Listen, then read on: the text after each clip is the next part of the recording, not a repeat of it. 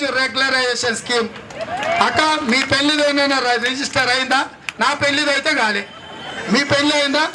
ఎవరు పెళ్లి అయినా నీదైనా రిజిస్ట్రేషన్? ఇక కేసీఆర్ పైసలు కావాలంటే పెళ్లి అయిన వాళ్ళందరూ మళ్ళీ రిజిస్ట్రేషన్ చేసుకొని మీరు ఇద్దరు పెళ్ళమొకటని ఎవరు చెప్పాలి? మీరు వచ్చి రిజిస్ట్రేషన్ చేసుకొని సర్టిఫికేట్ తీసుకుపోవాలని అంటాడు. బీఆర్ఎస్ అయిపోయింది, ఎల్ఆర్ఎస్ అయిపోయింది, ఇంక ఎంఆర్ఎస్ తెస్తాడంట. ఎందుకంటే మీరిద్దరే పెళ్ళమొకటని ఎవరు గ్యారంటీ? నువ్వు వచ్చి రిజిస్ట్రేషన్ చేసి 10,000 కట్టా నీకు సర్టిఫికేట్ ఇస్తేనే మీరు ఇద్దరు భార్య భర్త, లేకపోతే తాడు లేదు, పొంగరం లేదు, ఏం లేదు, ఇంకెక్కడ పోతారో పోండి. దొడ్డిడిచిన దీంట్లో అవుతుంది మీ సంసారం. ఫస్ట్ ఎంఆర్ఎస్ కూడా తెచ్చేటట్టు ఉన్నాడు అని చెప్పి ఓ పెద్ద మనిషి చెప్పి, నాకు కూడా తట్టలే ఇది. ఓ పెద్ద మనిషి నేను పెద్ద మనిషి ఎల్ఆర్ఎస్ అంటే అయ్యా ఇంక ఎంఆర్ఎస్ కూడా తెచ్చేటట్టు ఉన్నాడు. అదేంటి అంటే మ్యారేజ్ రెగ్యులరైజేషన్ స్కీమ్ సార్.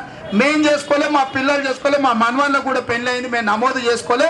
ఇప్పుడు అట్లా చేసుకుంటేనే మిమ్మల్ని భార్య భర్తలు గుర్తిస్తాం, మీ ఆస్తిలో వారసత్వం వస్తుందని ఒక కొత్త నిబంధన పెడతాడు. లేకపోతే మీ ఆస్తికి మీరు వారసులు కాదు, మీరు ఎంఆర్ఎస్ కూడా చేసుకోవాల్సిందే అని చట్టం తెస్తాడని అంటున్నారు.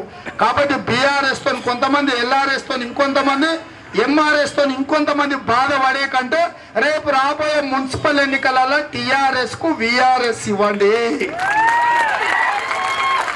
విఆర్ఎస్ అంటే తెలుసు కదా, వాలంటీర్ రిటైర్మెంట్ స్కీమ్. మనందరం కలిసి